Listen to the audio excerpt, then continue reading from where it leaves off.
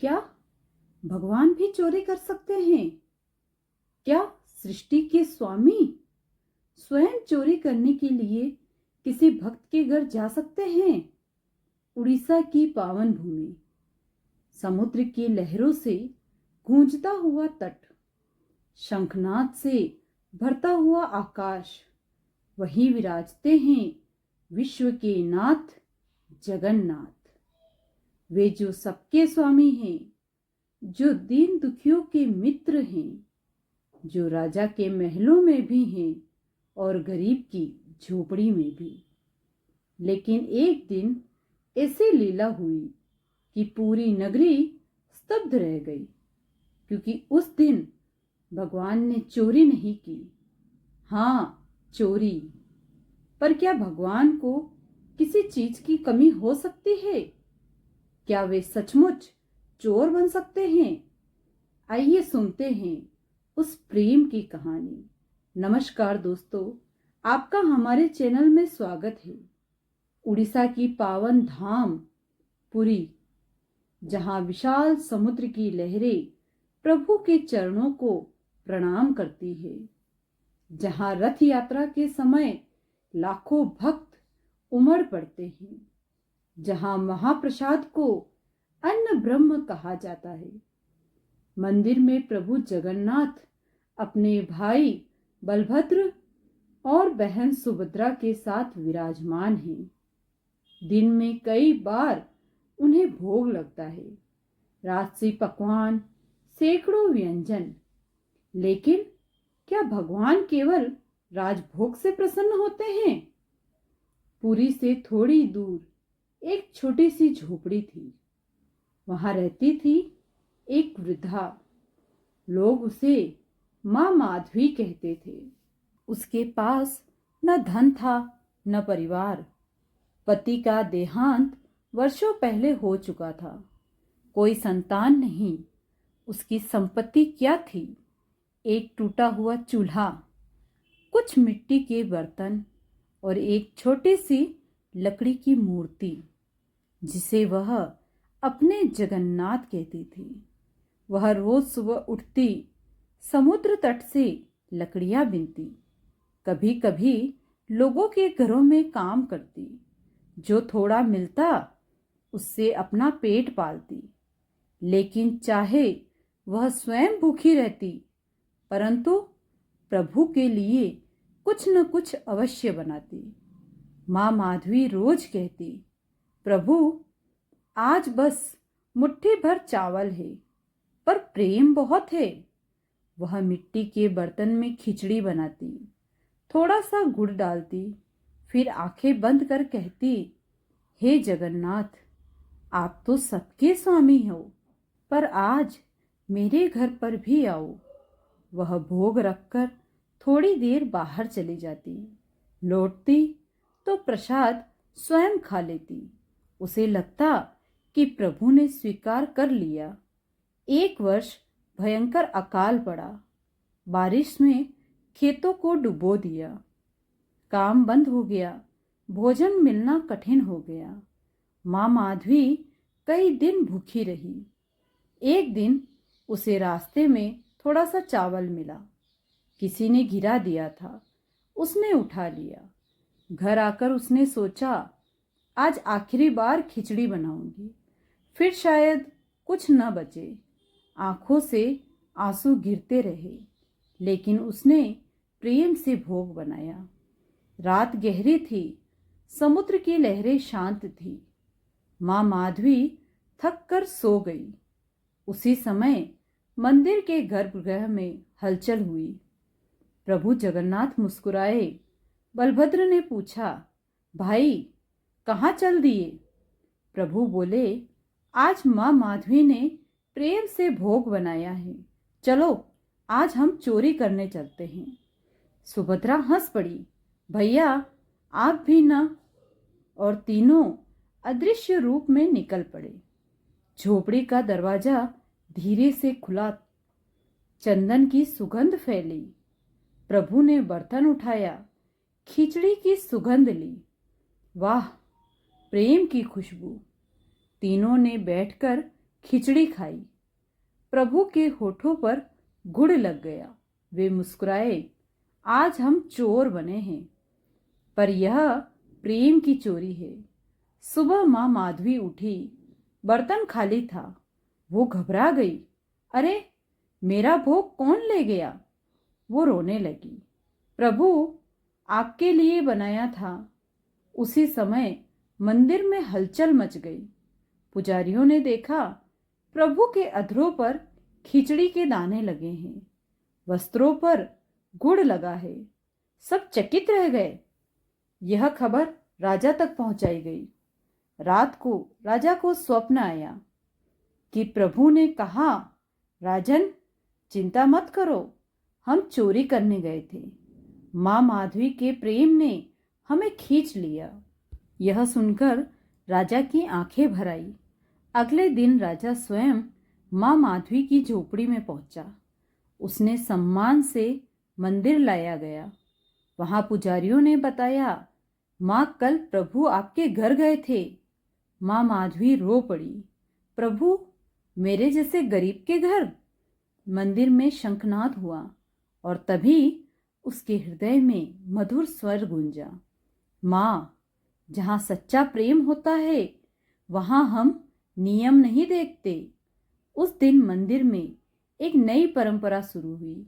हर दिन राजभोग के साथ गरीबों का भोग भी चढ़ाया जाने लगा।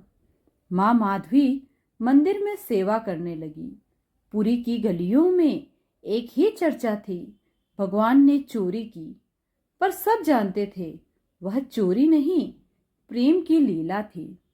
भगवान को सोने के थाल नहीं चाहिए, उन्हें चाहिए सच्चा प्रेम।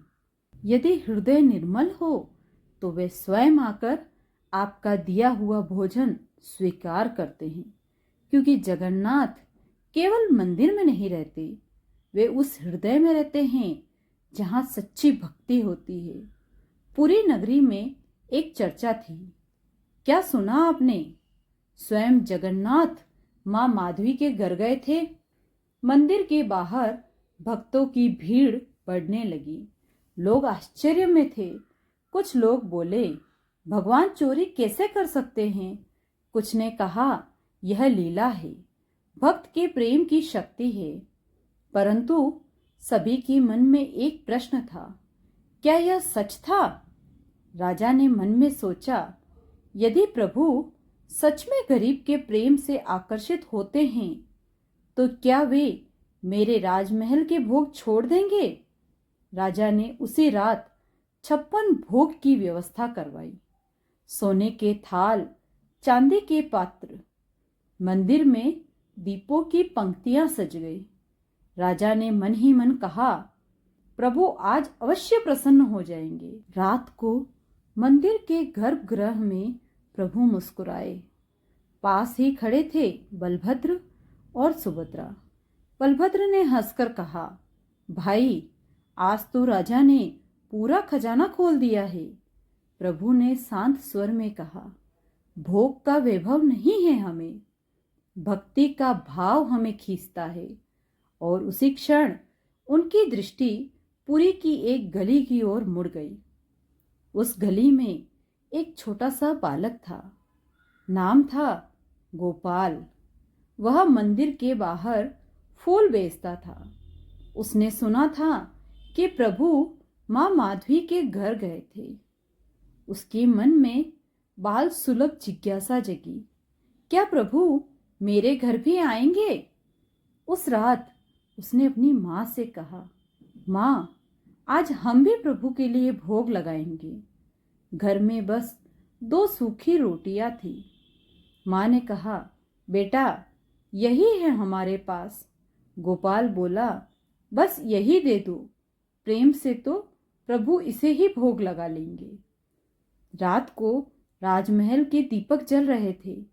राजा प्रतीक्षा कर रहे थे कि प्रभु भोग स्वीकार करे, पर उसी समय प्रभु ने मंदिर से अदृश्य रूप में बाहर कदम रखा। वे उस छोटे से घर की ओर चल पड़े। गोपाल ने आंखें बंद कर कहा, प्रभु, यदि आप सच में माँ माधवी के घर गए थे तो आज मेरे घर भी आ जाइए। और तभी झोपड़ी में हल्की सी प्रकाश रेखा चमकी। प्रभु ने मुस्कुराकर सूखी रोटियां उठाई। बलभद्र, देखो प्रेम कितना सादा है। तीनों ने मिलकर वो रोटी खाई। प्रभु बोले, आज फिर चोरी कर ली। सुबह राजा मंदिर पहुंचा। 56 भोग वैसे के वैसे ही रखे थे।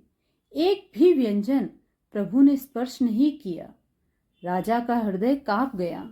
उसी समय पुजारियों ने देखा, प्रभु के होठों पर रोटी का चूरा लगा है।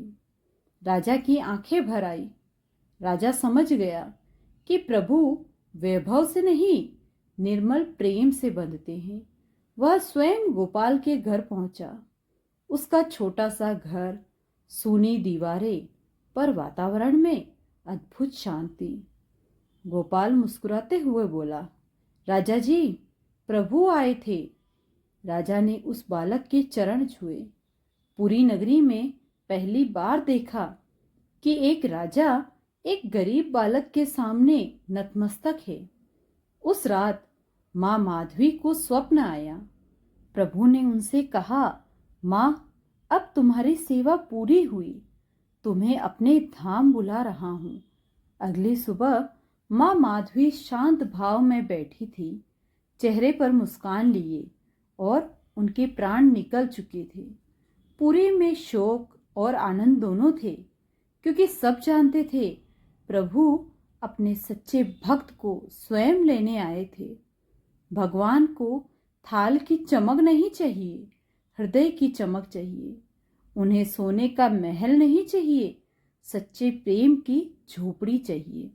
और जब सच्चा प्रेम हो तो जगन्नाथ स्वयं चोर बन जाते हैं। पूरी की रातें कुछ अलग होती हैं। विशाल समुद्र की लहरें जैसे मंदिर की ओर देखकर प्रणाम करती है, और मंदिर के शिखर पर फहराता ध्वज मानो संसार को संदेश देता हो। उसी रात जगन्नाथ मंदिर में शांत भाव में विराजमान थे, पर उनकी आंखों में एक अलग चमक थी। बलभद्र ने पूछा, भाई, आज फिर कुछ योजना है क्या? प्रभु मुस्कुराए, आज पुरी में एक और हृदय हमारी प्रतीक्षा कर रहा है। समुद्र तट पर एक बूढ़ा मछुआरा रहता था। नाम था हरिदास। वह जीवन भर मछलियां पकड़ता, पर वृद्धावस्था में उसकी आंखें कमजोर हो गई थी। अब वह जाल फेंक नहीं पाता था। लोग कहते, हरिदास, अब भक्ति कर, जीवन तो तेरा बीत गया।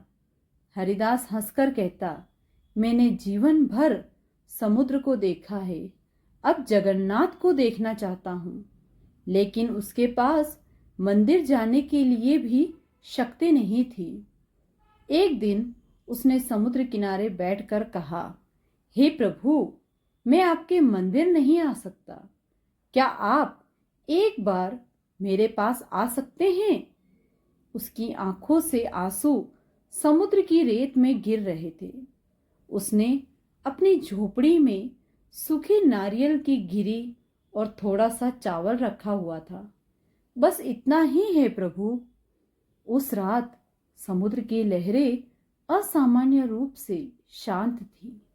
आकाश में चांद हल्का सा चमक रहा था। मंदिर के गर्भगृह में अचानक सुगंध फैली। प्रभु ने बलभद्र और सुभद्रा की ओर देखा। चलो, आज समुद्र किनारे चलते हैं। तीनों अदृश्य रूप से बाहर निकले। जैसे ही वे समुद्र किनारे पहुंचे, लहरें धीरे धीरे शांत हो गई, मानो स्वयं समुद्र मार्ग दे रहा हो। हरिदास की झोपड़ी में प्रकाश फैल गया। प्रभु ने नारियल की घिरी उठाई। देखो बलभद्र, जीवन भर समुद्र को दिया, आज प्रेम हमें बुला रहा है। उन्होंने चावल और नारियल ग्रहण किया, फिर हरिदास के सिर पर हाथ रखा। सुबह पुरी में हलचल मच गई। मंदिर के पुजारियों ने देखा, प्रभु के वस्त्रों पर समुद्री रेत लगी है। और अधरों पर नारियल का अंश। उधर समुद्र तट पर हरिदास शांत बैठा था, चेहरे पर तेज, आंखों में चमक। वो बार बार कह रहा था, वे आए थे, जगन्नाथ मेरे घर आए थे। लोग हंस रहे थे। तभी समुद्र की एक विशाल लहर आई और मंदिर की दिशा में झुक गई। पुरी के लोगों ने पहली बार देखा समुद्र जैसे उन्हें प्रणाम कर रहा हो। राजा स्वयं हरिदास के घर पहुंचा। हरिदास बोला, राजन, प्रभु ने चोरी की है, मेरे घर से भी। राजा की आंखों से आंसू आ गए। वो समझ चुका था, प्रभु वैभव के नहीं, भाव के भूखे हैं। उस दिन पुरी में घोषणा हुई, जो भी प्रेम से भोग लगाएगा प्रभु स्वयं स्वीकार करेंगे। अब मंदिर में राजभोग के साथ गरीबों का अन्न भी चढ़ने लगा। पुरी की गलियों में एक ही भजन गूंजने लगा, जगन्नाथ स्वामी नयन पथगामी भवतु में। भगवान चोरी क्यों करते हैं? क्योंकि प्रेम उन्हें बांध लेता है। वे नियमों से परे हैं, पर भक्त के प्रेम से बंध जाते हैं। जब हृदय निर्मल हो तो मंदिर की दूरी मायने नहीं रखती, और जब भक्ति सच्ची हो तो जगन्नाथ स्वयं चोर बन जाते हैं।